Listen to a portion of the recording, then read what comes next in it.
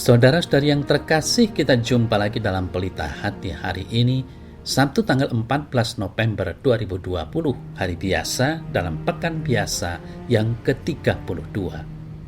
Bersama saya Romo Thomas Suratno SC dari Paroki Cilandak, Jakarta Selatan, mendengar dan merenungkan sabda Tuhan, yakni firman Tuhan yang tersurat di dalam Injil Lukas, bab atau pasal 18, ayat 1 sampai dengan ayat 8. Pada suatu ketika, Yesus menyampaikan suatu perumpamaan kepada murid-muridnya untuk menegaskan bahwa mereka harus selalu berdoa tanpa jemu-jemu. Katanya, dalam sebuah kota ada seorang hakim yang tidak takut akan Allah dan tidak menghormati seorang pun. Di kota itu ada seorang janda yang selalu datang kepada hakim itu dan berkata, "Belalah hakku terhadap lawanku." Beberapa waktu lamanya hakim itu menolak. Tetapi kemudian ia berkata dalam hatinya, "Walaupun aku tidak takut akan Allah dan tidak menghormati seorang pun, namun karena janda ini menyusahkan aku, baiklah aku membenarkan dia, supaya jangan terus saja ia datang dan akhirnya menyerang aku." Kata Tuhan, perhatikanlah apa yang dikatakan hakim yang tidak adil itu. Tidakkah Allah akan membenarkan orang-orang pilihannya yang siang malam berseru kepadanya? Apakah ia mengulur-ulur waktu sebelum menolong mereka? Aku berkata kepadamu, ia akan segera membenarkan. Akan tetapi, jika Anak Manusia itu datang, apakah ia akan mendapati iman di bumi ini? Saudara-saudari yang terkasih, di dalam perumpamaan tentang hakim yang tidak benar, Yesus menceritakan secara lebih khusus daripada di dalam perumpamaan tentang sahabat di tengah malam.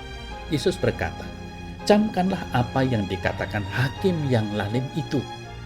Sama seperti di dalam perumpamaan tentang sahabat di tengah malam, Yesus menggunakan hukum perbandingan. Yesus membandingkan yang terburuk dalam diri manusia dengan yang terbaik dalam diri Allah. Inilah yang dikatakan dan dilakukan oleh hakim yang lalim itu. Tidakkah Allah akan membenarkan orang-orang pilihannya yang siang malam berseru kepadanya? Dengan kata lain, tidak seorang pun boleh menggambarkan Allah sebagai Tuhan yang tidak berperasaan, yang tidak akan tergerak, seperti hakim dunia dalam perumpamaan ini. Artinya apa? Artinya adalah jika hakim yang lalim ini saja yang menurut pengakuannya sendiri tidak mau mendengarkan Allah maupun manusia, mengabulkan permintaan janda itu, apalagi Allah. Tidakkah ia akan melakukan keadilan bagi umatnya sendiri yang berdoa kepadanya siang dan malam? Saudara-saudari yang terkasih, terlebih lagi di antara janda dan hakim itu tidak ada pertalian hubungan, baik hubungan sosial, komunal, atau agama. Hakim itu ingin lepas dari janda tersebut sehingga hubungan pengacara-klien dapat berakhir. Dan akhirnya hakim yang jahat tersebut mendengarkan janda itu dan membenarkan dia. Perbandingannya, Allah telah memilih umatnya sendiri. Dia memiliki minat yang khusus terhadap umatnya karena mereka adalah miliknya. Ketika umatnya memohon kepadanya siang dan malam, Allah mengambil masalah mereka dan memberikan keadilan kepada mereka. Jadi, jika janda itu memohon kepada Allah, dia akan menerima keadilan karena Allah mendengar dan menjawab doa. Hakim itu mendengarkan janda tersebut dengan alasan yang salah, supaya bisa lepas dari janda itu. Allah mendengarkan umatnya karena dia mencintai mereka dan menyelesaikan masalah mereka.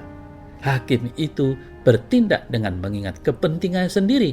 Allah bertindak demi kepentingan umatnya.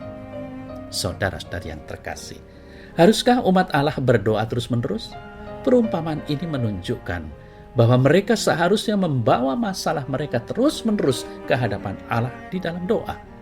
Mereka seharusnya selalu berdoa dan tidak menjadi lelah ketika jawaban doa itu tidak diberikan dengan segera. Yesus mengajarkan kuasa doa. Melalui perkataan dan perbuatan, Dia menunjukkan bahwa anak-anak Allah harus berdoa siang dan malam dengan tidak putus asa. Demikian juga Paulus di dalam surat-suratnya berulang kali menunjuk pada doa yang terus-menerus dilakukan siang dan malam, dan dengan sungguh-sungguh, contohnya berhubungan dengan kerinduannya untuk bersama dengan jemaat di Tesalonika. 1 Tesalonika 3 ayat 10. Saudara saya terkasih, jika umat Allah memohon kepadanya siang dan malam, mengapa dia kadang-kadang menunda untuk menjawab doa? Yesus melanjutkan, adakah ia mengulur-ulur waktu sebelum menolong mereka? Jawaban yang diberikan terhadap pertanyaan retorik ini adalah tentu saja tidak. Mungkin dia membiarkan umatnya menunggu, mungkin dia ingin melatih kesabaran mereka, mungkin dia ingin menguatkan iman mereka, tetapi pada waktu yang tepat Allah akan menjawab doa umatnya. Saudara-saudari yang terkasih, Allah tidak seperti hakim yang tidak benar, yang menolak mendengarkan permintaan janda itu. Allah membiarkan umatnya menunggu, tetapi kebenaran akan dibagikan dengan cepat. Aku berkata kepadamu, Ia akan segera membenarkan mereka.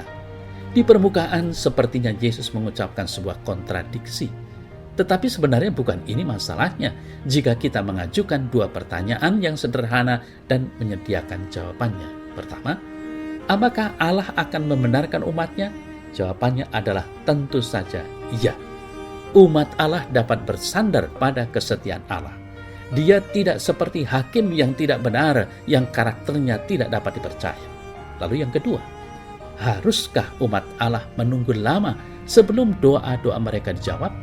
Dibandingkan dengan hakim tersebut, Allah tidak terganggu ketika umatnya memohon kepadanya siang dan malam. Mendengar doa tidak dapat diartikan bahwa Allah mengalah dari ketentuan yang sudah ditetapkan untuk tidak menjawab. Tetapi Allah menjawab doa pada waktunya dan menurut rencananya. Dan bila waktunya sudah dekat, maka doa itu akan dijawab dengan segera. Allah tidak pernah menunda-nunda karena telinganya dibiasakan untuk mendengar suara anak-anaknya. Waktu menunggu dalam masa-masa yang sukar sepertinya lama, tetapi sesudah itu ketika umat melihat doa-doa mereka dijawab dan melihat rancangan dari rencana Allah, mereka mengakui bahwa Allah menggunakan keadilan demi kepentingan mereka tanpa menunda. Ya Allah Bapa Surgawi, terima kasih penuh syukur kuhaturkan kepadamu karena Engkau selalu mendengarkan doa-doaku dan tidak pernah menjauhkan kasih setiamu daripadaku. Amin.